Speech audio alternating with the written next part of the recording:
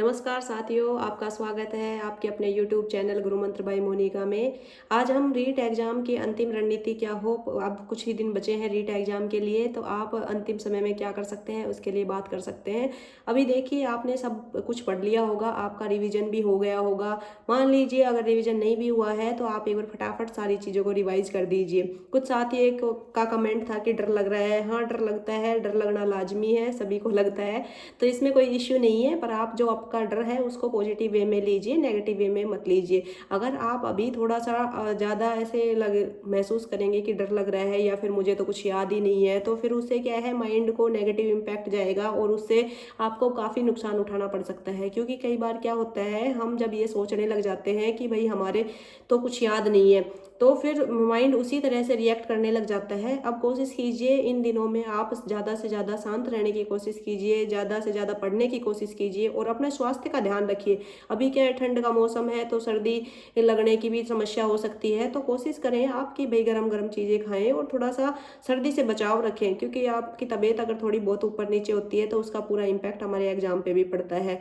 और डर की कोई दिक्कत नहीं है, आप तो बस तैयारी करें, मस्त रहिए। और डरने की क्या आवश्यकता है, आपने जब तैयारी करी है तो आप सोचिए कि आपने सब कुछ पढ़ा है और एक एग्जाम ही तो है, तो इतने टेंशन लेने की आवश्यकता नहीं है। सब एग्जाम में हो जाएगा। अभी ऐसा लग रहा है कि आपको कुछ नहीं आ रहा, लेकिन सब लास्ट एग्जाम में जब बैठते हैं तब वहाँ पे क्वेश्चन करते हैं, तब सब अपने आप माइंड में से निकल निकल के आ जाता है। अब कुछ साथियों के ये क्वेश्चन भी थे कि भाई सिलेबस पूरा नहीं हुआ तो वो क्या करे। अगर किसी साथी का सिलेबस पूरा नहीं हुआ है तो उसे क्या करना है, सिलेबस की वो मेन मेन चीज़ें देख लेनी है, या फिर PYQ से उठा के देख लेना है कि भाई आपके सिलेबस में ये इंपॉर्टेंट टॉपिक है और इसी से क्वेश्चन ज़्यादा पूछे गए हैं।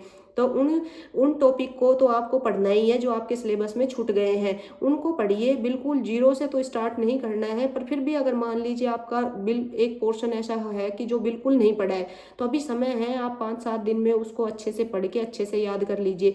क्योंकि लास्ट टाइम पे जो पढ़ते हैं उसमें माइंड की कैपेसिटी बढ़ जाती है, क्योंकि एक प्रेशर रहता है, उस प्रेशर के अंदर हमसे बहुत ज़्यादा पढ़ा जाता है। हम जो भी पढ़ते हैं वो हमारी शॉर्ट मेमोरी में जाता है, शॉर्ट मेमोरी से वो फटाफट याद हो जाता है। इस वजह से हमें कोई दिक्कत नहीं आती है। तो आपको क्या करना है कि आप अपने PYQ को देखिए और उसके आधार पे आप देखिए कि ये पोर्शन का ये टॉपिक छूट गए हैं, तो उस टॉपिक को आप कवर कर सकते हैं। और अगली चीज़ है कि एक टेस्ट सीरीज के बारे में भी कुछ साथियों के क्वेश्चन थे कि भाई टेस्ट सीरीज अब नहीं लेनी है आपको, अभी नई टेस्ट सीरीज कोई नहीं लगानी है। जो लगा रखी थी वो ठीक है, अच्छी बात है, आपने टेस्ट सीरीज दी है, उससे क्या फ़ायदा, आपको OMR भरना वगैरह आ गया होगा, तो कोई दिक्कत नहीं है, कोई इशू नहीं है। पर अब कोई नई टेस्ट सीरीज नहीं देनी है, ना ही कोई क्वेश्चन ऐसे सोल्व करने हैं कि भाई कोई टेस्ट सीरीज के हैं तो वो सोल्व कर लिए। आपको अगर MCQ करने हैं, आपको ऐसे है कि भाई हमें एग्जाम के हिसाब से क्वेश्चन को सोल्व करना आना चाहिए, तो आप क्या कर सकते हैं कि वो PYQ को ही टेस्ट सीरीज मान लीजिए। आप ये मान लीजिए कि यही आपका क्वेश्चन बैंक है। ये PYQ जो रीट के 2018 में रीट एग्जाम हुई, इसके बाद 20, 21, 22 में भी हुई है, तो 2-3 सालों की रीट हो चुकी है। तो आप उस रीट एग्जाम को क्या करें, उनके सारे भी क्वेश्चन पेपर हैं उनको हल करें। आप जिस भी सब्जेक्ट से हैं उन्हीं सब्जेक्ट के क्वेश्चन पेपरों को भी हल कर सकते हैं, अलग अलग सब्जेक्ट के क्वेश्चन पेपर को भी हल कर सकते हैं। मतलब अपने काम काम की चीज़ निकाल सकते हैं। जैसे मान लीजिए GK वगैरह का पोर्शन अगर सामान्य है तो वो सामान्य निकाल सकते हैं, और अगर आपके जो GK का पोर्शन है, राजस्थान की हिस्ट्री कल्चर वगैरह है, तो जो RSSB जितने भी कर्मचारी बोर्ड जितने भी एग्जाम करवाती है, तो उनके जो PYQ है उसके आधार पे आप अपने MCQ कर सकते हैं, उससे आपको काफ़ी बेनिफिट मिलेगा। तो अभी टेस्ट सीरीज वगैरह के चक्कर में ना पड़े। हाँ, एक चीज़ और है कि भाई आप नेगेटिव मार्किंग का जरूर ध्यान रखें। रीट एग्जाम में इस बार नेगेटिव मार्किंग है और एक 5वें घोड़े का भी विकल्प है, तो 5वें घोड़े का बहुत ध्यान रखना है। क्योंकि RPSC में अभी तक 1-1.5 साल से 5वें घोड़े का प्रावधान हो चुका है, लेकिन फिर भी अभी तक इतने लोग अयोग्य घोषित होते हैं।